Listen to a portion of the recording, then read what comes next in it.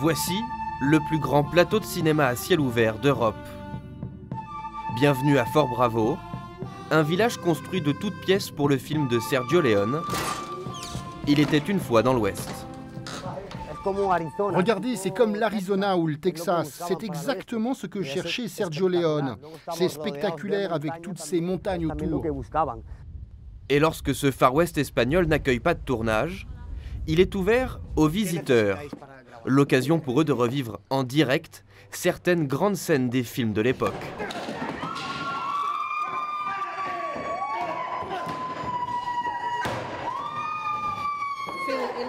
Ça a vraiment l'air réel, on s'y croirait. C'est comme dans les films.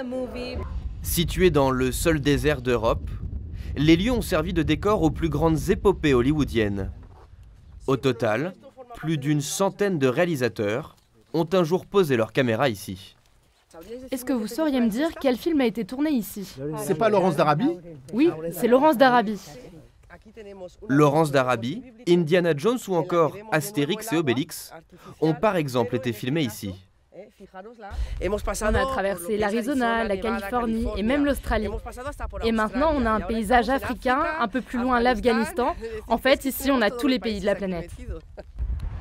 Comme à Hollywood, les noms des plus grandes stars venues tourner ici sont inscrits dans la rue. Pour la municipalité, l'impact économique des tournages n'est pas négligeable.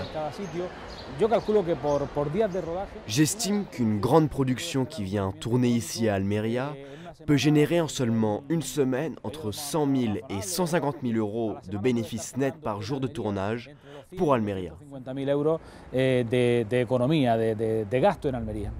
Ce fut le cas avec le film Exodus tourné dans ce décor de carton-pâte, aux airs d'Égypte antique. Ces décors nous ont été donnés par la production de Ridley Scott quand ils sont venus tourner ici. Et aujourd'hui encore, ils nous servent pour de nombreux tournages. Thaïs est fixeuse. Son métier, trouver des lieux de tournage en fonction des besoins des cinéastes. Là, on recherche une plaine désertique. Donc, ce lieu pourrait bien convenir. Après le tourisme, l'industrie du cinéma est ici la deuxième plus grande source de revenus. Une superproduction rapporte en moyenne 5 millions d'euros à la région.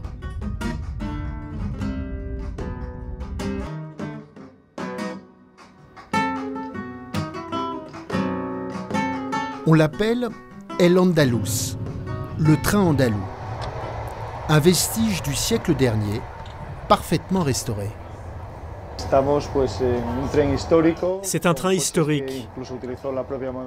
Ces wagons accueillaient même la famille royale britannique quand elle partait en vacances. À bord, une trentaine de passagers profitent d'un circuit unique. Cadiz, Séville, Grenade, toute l'Andalousie en moins d'une semaine. En quelques jours de train, nous allons plus découvrir le sud de l'Espagne que si nous y avions pris une voiture. Et ce, sans la fatigue de la conduite. Dans l'Andalous, le style Belle Époque est respecté dans les moindres détails. J'ai toujours aimé les trains, même petite, je jouais avec. J'aime le voyage, regarder le paysage et les petites gares typiquement espagnoles. Prochain arrêt, Ronda. Perché au sommet d'impressionnantes falaises, Ronda est la porte d'entrée de la route des villages blancs. Les Arabes peignaient les murs des villages en blanc parce que ça donnait beaucoup de lumière. C'est pour ça que les villages tout autour de nous sont blancs. Le célèbre pont de Ronda relie la vieille ville aux arènes. C'est la première qui se vit bâtir en Espagne complètement ronde, étant donné que les autres étaient toutes les places de chaque ville, toujours carrées. Face aux montagnes de la Serrania, Hemingway, Orson Welles ont trouvé l'inspiration. Aujourd'hui, les voyageurs perpétuent la tradition. En fin de journée, l'Andalous repart, destination Grenade.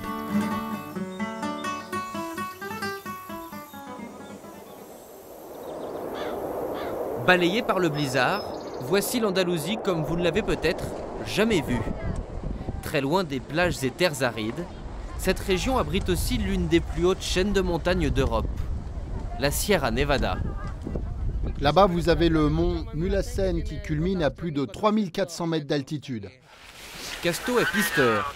Chaque matin, il est le premier à arpenter ces montagnes. Des sommets qui, par leur situation géographique, sont tout simplement uniques au monde. Ici, vous pouvez parfaitement venir skier le matin et ensuite prendre votre voiture. Et en 1 heure, 1 heure et demie, eh bien, vous êtes sur la côte méditerranéenne et vous pouvez vous baigner. Et pour cause, derrière ces montagnes se trouve la mer Méditerranée. De quoi offrir aux skieurs un paysage à couper le souffle.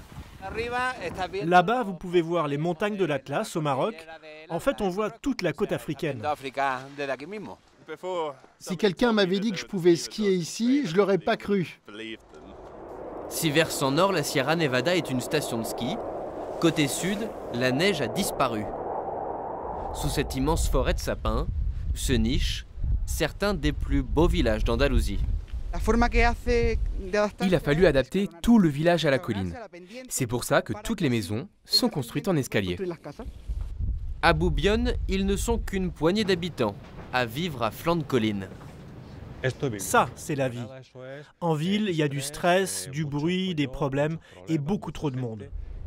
Alors qu'ici, les seuls voisins sont les bouquetins qui peuplent ces montagnes.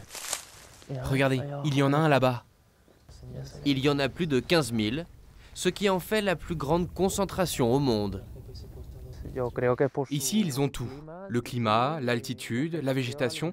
C'est pour ça qu'il y en a autant. Antonio est soigneur dans ce parc naturel. C'est l'un des seuls à pouvoir approcher ces bouquetins. Aujourd'hui, il s'occupe d'un mâle de 3 ans qu'il a réussi à sauver à la naissance. Quand sa mère est morte, j'ai dû m'en occuper comme si c'était mon enfant. Et 3 ans plus tard, vous voyez comme il va bien? Ici, les bouquetins sont suivis, identifiés et soignés afin de préserver l'espèce. Un sanctuaire en plein cœur de la montagne.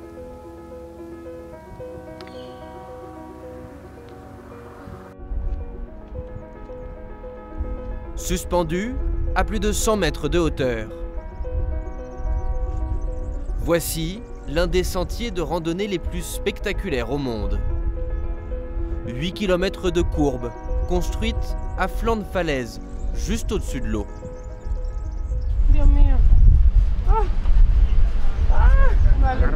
Sur le Caminito del Rey, sensation forte, garantie. C'est incroyable ce qui a été construit ici. Mais parcourir ce chemin de randonnée se mérite. Avant de commencer l'ascension, quelques consignes de sécurité à respecter. Port du casque, obligatoire. On garde le casque tout le temps, même s'il nous gratte. Hier, il a plu et la terre est donc plus molle que d'habitude. Nous voilà partis pour 2 heures de marche, en plein cœur de la montagne andalouse et sa nature. Avec très vite, la drôle d'impression d'être comme suspendu dans le vide. Pour ceux qui ont le vertige, il serait mieux qu'ils avancent peu à peu, au cas où ils sont pris par la peur. Et pourtant, ce chemin de randonnée a bien évolué depuis sa construction en 1920. À l'époque, il a la triste réputation d'être le sentier le plus dangereux au monde. Voilà à quoi il ressemblait avant rénovation. On peut voir les anciens chemins, ceux qui n'ont pas été rénovés. Je ne les prendrai jamais. Là, on ne serait peut-être pas passé sur celui-là. Parce que... Sur ces images amateurs, le surnom de randonnée de la mort prend tout son sens. Trou dans la passerelle, aucune barrière de protection. Au total, 8 personnes y perdront la vie avant qu'il ne soit rénové il y a 4 ans. Un chantier hors du commun. Des professionnels et des escaladeurs se sont chargés de la construction du chemin. Ce sont des hélicoptères qui amenaient les matériaux nécessaires à la rénovation. Aujourd'hui parfaitement sécurisé, le Caminito del Rey n'en reste pas moins surprenant. Pas de quoi décourager les touristes venus affronter leur peur du vide. J'appréhendais beaucoup et en fait ça a été un vrai bonheur, donc aucun problème. Moi j'avais peur, mais c'était une super expérience. Une attraction qui attire chaque année plus de 300 000 visiteurs.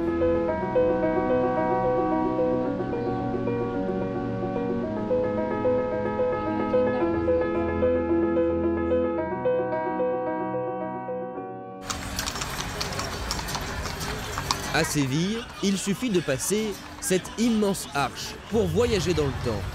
Très exactement, il y a un siècle et demi, à l'époque où seuls chevaux et calèches circulaient en ville. Les férias de Séville, c'est le meilleur médicament pour être toujours de bonne humeur. C'est une manière de conserver nos traditions, notre culture, et nous en sommes fiers.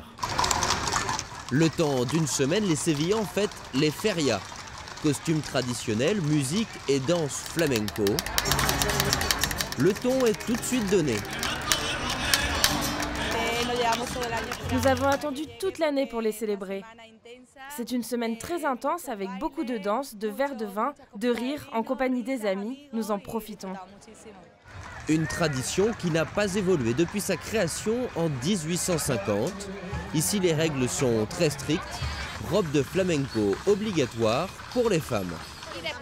Nous mettons nos fleurs, nos boucles d'oreilles, tout est parfait pour pouvoir danser.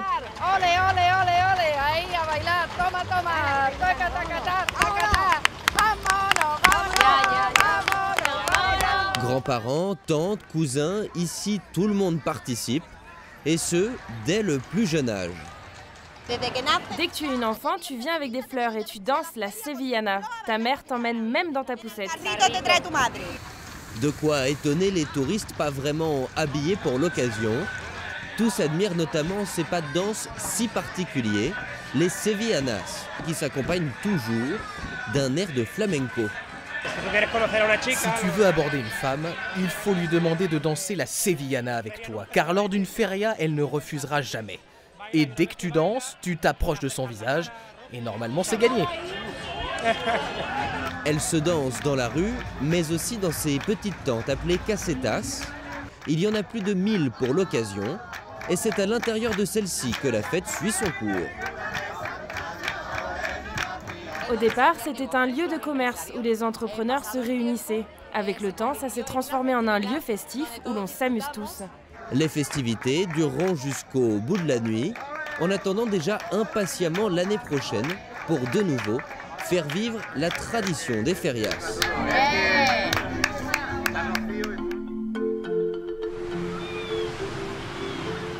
Comme un air de bout du monde, à la pointe sud de l'Espagne. Eau turquoise, roches volcaniques, entre ces immenses falaises se cache le dernier écrin de la côte méditerranéenne. Un espace unique de 50 km de littoral, sans aucune construction, et où la présence de l'homme est au mieux tolérée. La zone est un peu sinueuse, mais c'est pour ça qu'il n'y a pas de tourisme de masse ici. C'est un tourisme naturel. 20 000 hectares de nature, et très vite, l'étrange sensation d'être seul au monde. Dans ce paysage formé, il y a des millions d'années. Ce sont des volcans en éruption qui ont créé la zone. Tout ce qu'on voit autour, c'est de la lave solidifiée au contact de l'eau. Une succession de chemins escarpés qui de toutes les manières vous emmèneront sur des plages et des criques paradisiaques. C'est comme les Philippines où je suis allée il y a 2 ans, mais cette fois c'est beaucoup plus proche. Un vrai petit paradis. Et dans ce décor de carte postale, une poignée de pêcheurs vit encore à l'année. Allez, on va jeter l'ancre ici.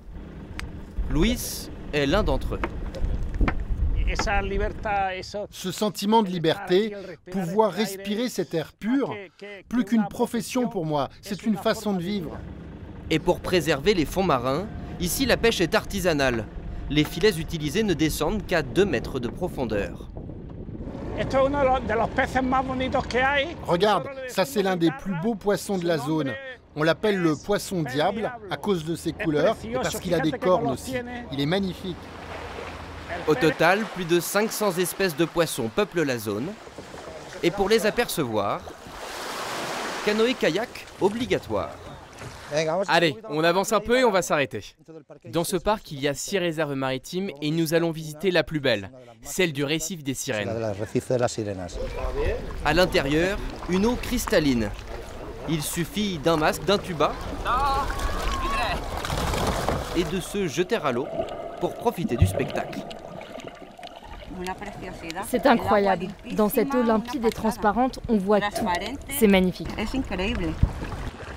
Un paradis perdu très loin du tourisme de masse que les Espagnols souhaitent jalousement garder secret.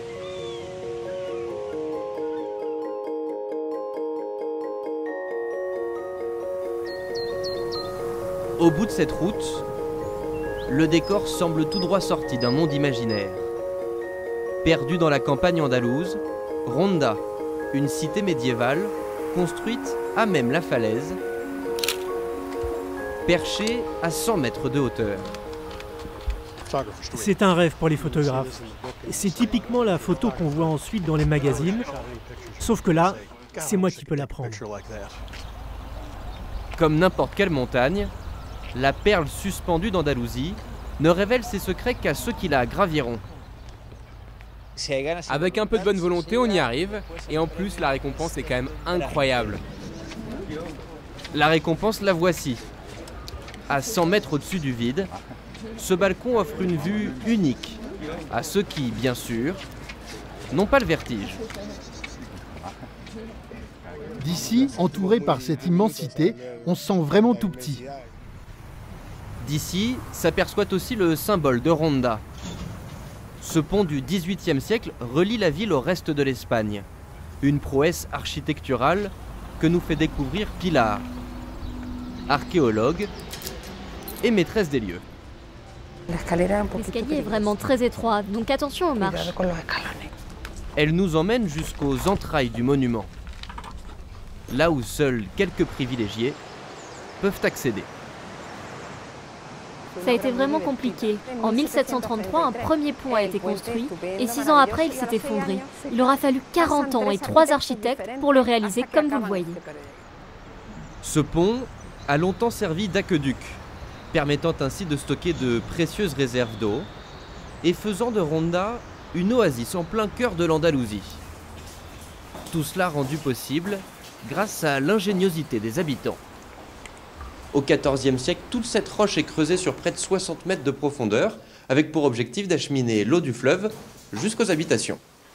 Une série de dénivelés qui nous mène jusqu'aux gorges du Tage, le plus long fleuve de la péninsule ibérique. D'en bas, la vue est encore plus impressionnante. Oui, et surtout quand on imagine tout ce qui a pu se passer ici au fil des siècles. Une histoire qui a fait de Ronda l'un des berceaux de l'Espagne. Voilà pourquoi elle abrite les plus vieilles arènes du pays, où sont passés les plus grands toreros. C'est le cas de Raphaël, aujourd'hui éleveur de taureaux.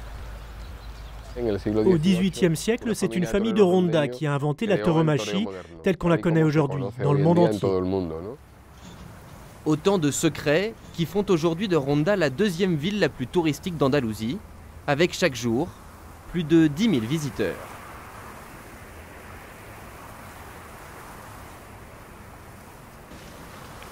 Comme un prolongement de ces crêtes rocheuses, l'Alhambra surplombe Grenade, immobile, éternelle. Mais quelque chose a changé entre ces murs. Les files de touristes du monde entier évanouis.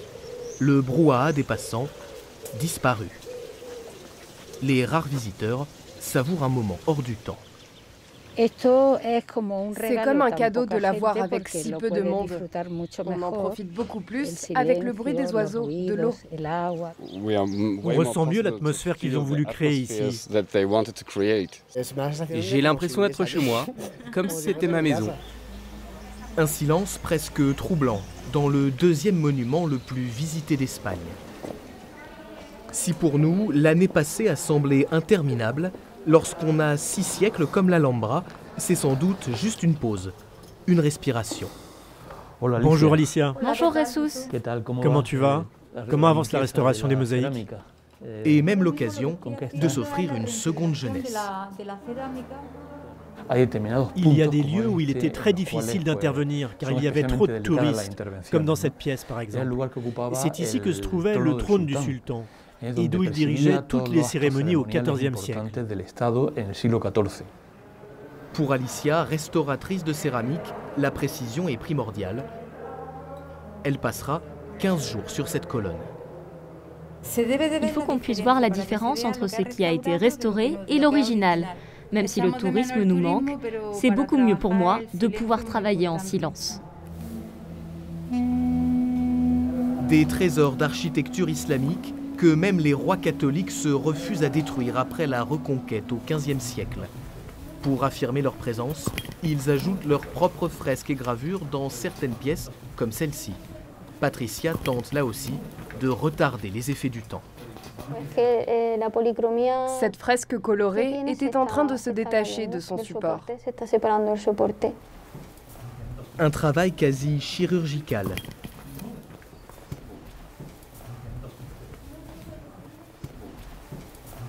Je passe de nombreuses heures ici, alors il m'arrive de parler au bois. Je lui dis, je suis là pour prendre soin de toi, alors s'il te plaît, réagis bien. Pour que le voyage dans le temps soit total, même les légumes du potager de l'Alhambra ne sont pas choisis au hasard. L'artichaut était un légume que l'on cultivait à l'époque musulmane et médiévale, tout comme les autres plantes que l'on retrouve dans ces potagers. D'ailleurs, nous utilisons les méthodes antiques pour les cultiver. Et voici les gardiens inattendus de ces jardins, 7 aigles et faucons, pour repousser un ennemi qui a pris ses aises dans la citadelle. Les pigeons ont proliféré encore plus depuis qu'il y a moins de touristes. C'est devenu une oasis pour eux. Nous, on essaye de leur faire comprendre que c'est un territoire hostile. Des rapaces que les princes arabes faisaient déjà voler en leur temps, ce sont peut-être finalement eux les plus fidèles protecteurs de l'Alhambra.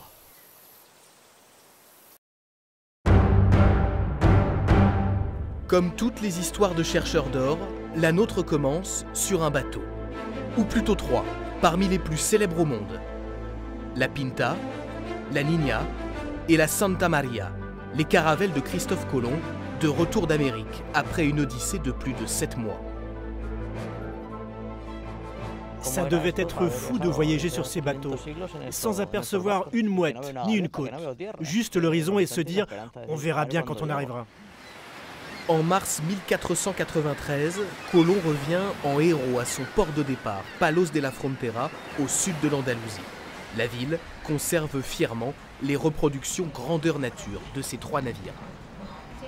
Au total, il y avait 90 marins répartis sur les 3 bateaux. Attention à la tête! Il valait mieux pas être trop grand, hein? Figure-toi que Christophe Colomb était justement de petite taille. Ça, c'est le gouvernail. C'est ce qui permettait de diriger le bateau. Et là, il faut descendre comme si c'était une échelle. Nous suivons notre guide dans les entrailles de la caravelle. Là, on reconnaît la forme de la proue. C'est la partie avant du bateau. À l'abri du vent et des vagues, la cale était à la fois le dortoir et le garde-manger de l'équipage. Et là, comme vous le voyez, il y a aussi beaucoup de tonneaux. C'est là qu'ils stockaient l'eau pour tout le voyage. Sur ces navires d'un autre temps, les visiteurs se rêvent matelots ou capitaines. Ils flottent ici comme une envie d'aventure. C'est impressionnant de s'imaginer que des matelots marchaient sur ces planches mouillées en pleine tempête dans l'océan Atlantique. Ce sont tant d'efforts nécessaires sans pourtant savoir où l'on va. Pour beaucoup de marins, le voyage se terminait à quelques pas de là, derrière cette porte. La franchir n'était pas vraiment bon signe. Ici, nous sommes dans la maison de la Miséricorde, où l'on tentait de soigner les maladies contre lesquelles les Européens et les colons n'étaient pas immunisés, comme par exemple la dengue ou la fièvre jaune. Quelques marches plus haut, Sylvia tient à nous montrer le plus grand héritage de ces premiers explorateurs. Cette carte fut tracée après les premières expéditions vers le Nouveau Monde encore inconnu. Mais le périple de Colomb n'est pas tout à fait terminé. Il lui faut encore rallier Séville pour livrer sa cargaison d'or ramenée d'Amérique. Et il doit absolument le faire par bateau. Pour comprendre pourquoi, nous embarquons avec Mercedes, une historienne de la région. Tout le monde savait que Colomb revenait avec de l'or plein les cales. Emprunter les routes, c'était s'exposer à une attaque de brigands. C'était plus dangereux que le fleuve? Beaucoup plus dangereux. Et en plus, le voyage était bien plus long par la terre. Mais naviguer sur ces eaux, à l'embouchure du fleuve Guadalquivir, reste une mission périlleuse. Mario, notre capitaine du jour, en sait quelque chose. Regardez, on aperçoit d'ici un ancien cargo de marchandises qui devait apporter du riz jusqu'à Séville. La légende raconte que le capitaine était, disons, un peu alcoolisé et qu'il a échoué son bateau sur un banc de sable. On l'a laissé ici comme une mise en garde pour les marins, pour qu'ils se souviennent que le Guadalquivir est encore plus traître que la mer. Il ne faut surtout pas baisser la garde, surtout en allant par là. Avec l'arrivée des conquistadors, Sanlúcar de Barrameda passe d'un petit port de pêcheurs à une riche cité marchande. C'est d'ailleurs derrière les grilles de la demeure d'une des plus influentes familles de la ville que nous allons admirer un héritage méconnu des explorateurs, les plantes exotiques. Les églises et les familles nobles ont été les premières à créer des jardins avec les plantes que les explorateurs ramenaient du Nouveau Monde. Celle-ci, par exemple, elle est tout à fait commune en Europe maintenant, mais elle vient d'Amérique latine. On les étudiait pour essayer d'en faire des médicaments. Nous quittons la ville et ses jardins en longeant le Guadalquivir, cap vers le nord.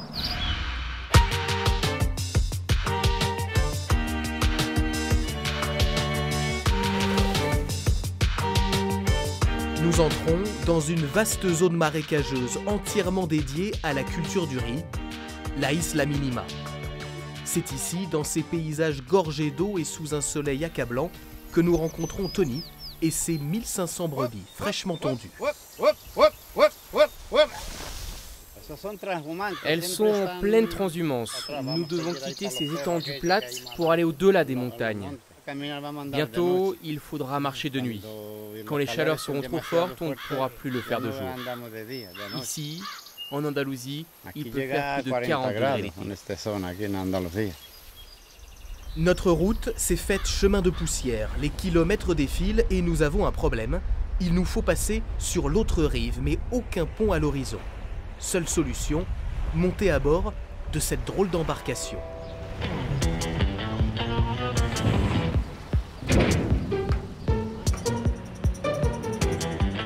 Bonjour, combien ça coûte? 3,20 €. Ok, 3 et 20. Vous faites la traversée combien de fois par jour? On ne les compte même plus, on n'arrête pas, de 6 h du matin à 22 h 30. Plus de 150 véhicules traversent ainsi chaque jour le fleuve, et certains plus encombrants que d'autres. J'ai des champs de part et d'autre du fleuve, et sans ce bateau, je mettrais 2h30 pour aller d'un champ à l'autre. Et avec le bateau? Seulement 30 minutes. Il n'y a aucun pont jusqu'à Séville pour pouvoir laisser passer les bateaux.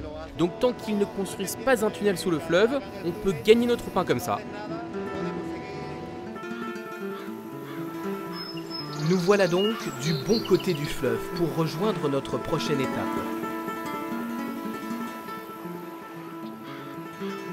Une ferme gigantesque et majestueuse, dans le plus pur style andalou, nichée sur les bords du Guadalquivir. Pour moi, c'est une passion depuis toujours. Petit, j'étais déjà au milieu des chevaux. Et je le serai jusqu'à la fin.